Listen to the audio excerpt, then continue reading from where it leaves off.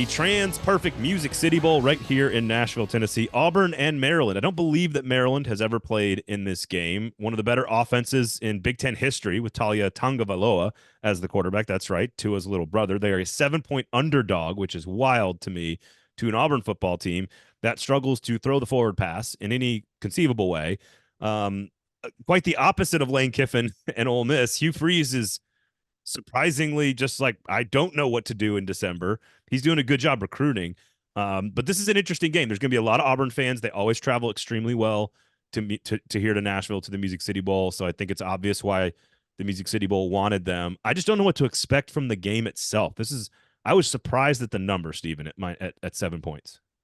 I think that number would be lower if Tagovailoa was going to suit up for Maryland. But I think we have to assume that he's opted out for sure. He's not going to be able to play in this game. So you turn to Billy Edwards and Cameron Edge as your quarterbacks for Maryland. That's a pretty steep drop in terms of production and experience here. So I think what was a winnable game for Maryland got a lot harder. Also, just from a pure matchup standpoint, Auburn's been pretty good at running the ball this year, whether it's been Peyton Thorne or Jarquez Hunter or one of the other running backs that they have.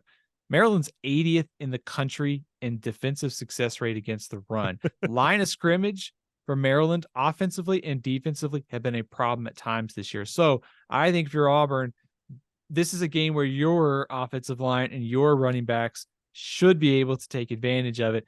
Narrative wise, I don't, it's the Music City Bowl between two teams that are way outside the playoff and top 25. I don't know there's really a narrative here, but I do think it's interesting that Maryland started fast. They cooled off significantly down the stretch. Auburn was up and down, lost to New Mexico State, but they gave Georgia and Alabama a tough battle. So and they're gonna signed a top 10 recruiting class. Yeah, there's a chance here for Maryland to maybe sort of erase some of that disappointment from the season by winning with the backup quarterback against an SEC team. And I think if you're Auburn, I think you're just sort of stacking some positive things here. The recruiting class, what you did against Georgia and Alabama. Obviously, the New Mexico State game wasn't great. Yeah, but there's a chance here to cap a season that they were improved under new coach Hugh Freeze. Chance to build on that this year. To me, this is all about vibes, and I think it actually sets up really well for Auburn. Yeah, the Music City Bowl has sort of elevated itself in the hierarchy within the SEC and the Big Ten pecking order, and it's going to continue to do that. As Nashville is going to put a new stadium in place in a couple of years, and probably get a national championship game here in town in that stadium, not in that bowl game, but in that stadium. Point is that bowl game has gotten better, so I think because of their fan base, they went higher in the pecking order, which means they got a better bowl slot than they probably would normally have gotten in their situation, right, at 6-6 or whatever.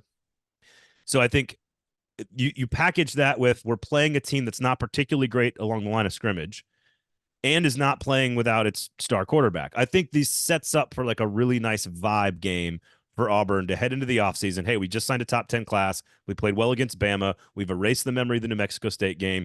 We're getting a bowl bid that's probably better than our team deserves by maybe one slot or two, because our fans are great and we're going to show up and spend a lot of money in Nashville, which we love.